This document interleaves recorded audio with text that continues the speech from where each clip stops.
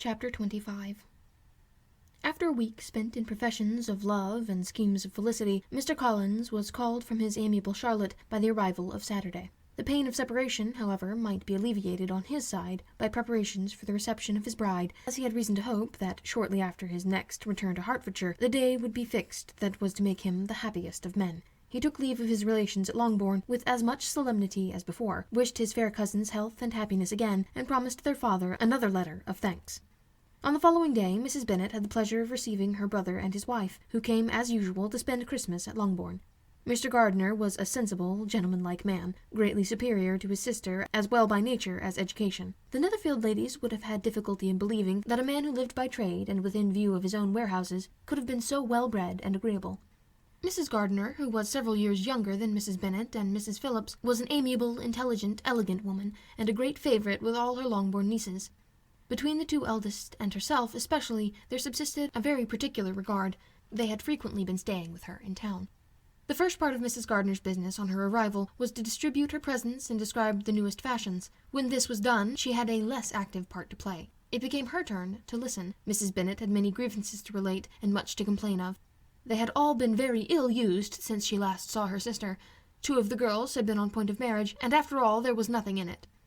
"I do not blame Jane," she continued, "for Jane would have got Mr. Bingley if she could. But Lizzie, oh sister, it is very hard to think that she might have been Mr. Collins' wife by now, had it not been for her own perverseness. He made her an offer in this very room, and she refused him. The consequence of it is that Lady Lucas will have a daughter married before I have, and that Longbourn estate is just as much entailed as ever. The Lucases are very artful people indeed, sister.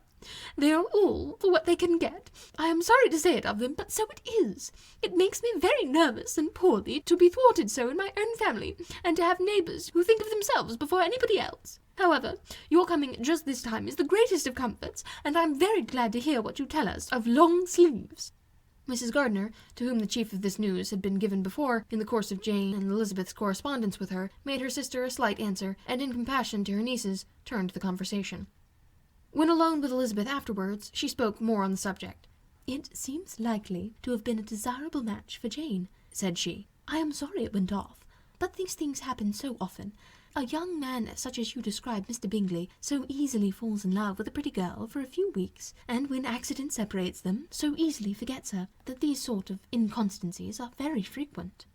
"An excellent consolation in its way," said Elizabeth, "but it will not do for us. We do not suffer by accident. It does not often happen that the interference of friends will persuade a young man of independent fortune to think no more of a girl whom he was violently in love with only a few days before. But that expression of violently in love is so hackneyed, so doubtful, so indefinite, that it gives me very little idea. It is as often applied to feelings which arise from half an hour's acquaintance as to a real strong attachment. Pray, how violent was Mr. Bingley's love? I never saw a more promising inclination. He was growing quite inattentive to other people, and wholly engrossed by her. Every time they met, it was more decided and remarkable.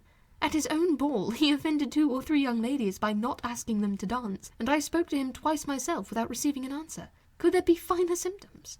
Is not general incivility the very essence of love?"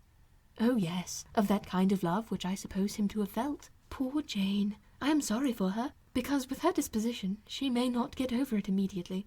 It had better have happened to you, Lizzie. You would have laughed yourself out of it sooner. But do you think she would be prevailed on to go back with us? Change of scene might be of service, and perhaps a little relief from home may be as useful as anything." Elizabeth was exceedingly pleased with this proposal, and felt persuaded of her sister's ready acquiescence. "I hope," added Miss Gardiner, "that no consideration with regard to this young man will influence her. We live in so different a part of town, all our connections are so different, and as you well know, we go out so little that it is very improbable that we should meet at all unless he really comes to see her."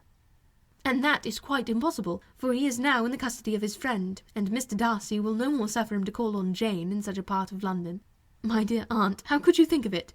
Mr. Darcy may perhaps have heard of such a place as Gracechurch Street, but he would hardly think a month's ablution enough to cleanse him from its impurities were he once to enter it. And depend upon it, Mr. Bingley never stirs without him. So much the better. I hope they will not meet at all. But does not Jane correspond with the sister?